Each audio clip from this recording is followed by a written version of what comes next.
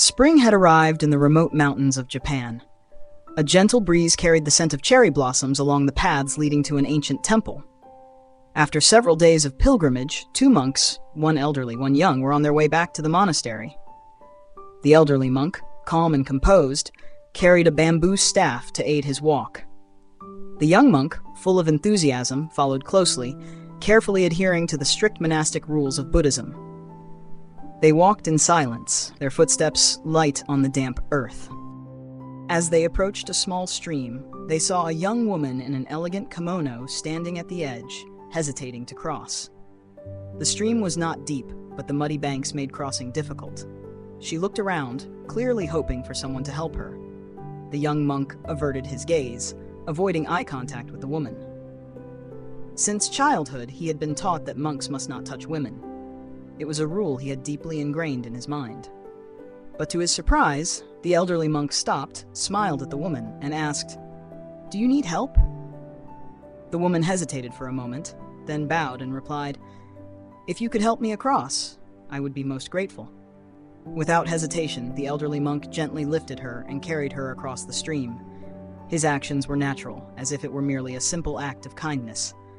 After placing her safely on the other side, he bowed and continued his journey.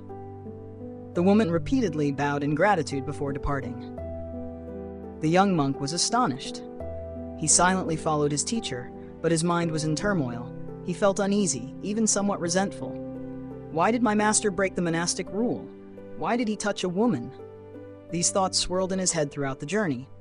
An hour passed, then two. The elderly monk walked peacefully as if nothing had happened. Finally, unable to hold back any longer, the young monk spoke. "Master, we are monks. Have we not learned that we must not touch women? Why did you carry that woman?" The elderly monk smiled kindly and replied, "I put her down 2 hours ago, but it seems you are still carrying her in your mind." The young monk was stunned. He realized that he was the one violating the spiritual principle. His master had helped the woman without attachment, yet he himself clung to judgment and doubt, allowing them to disturb his mind.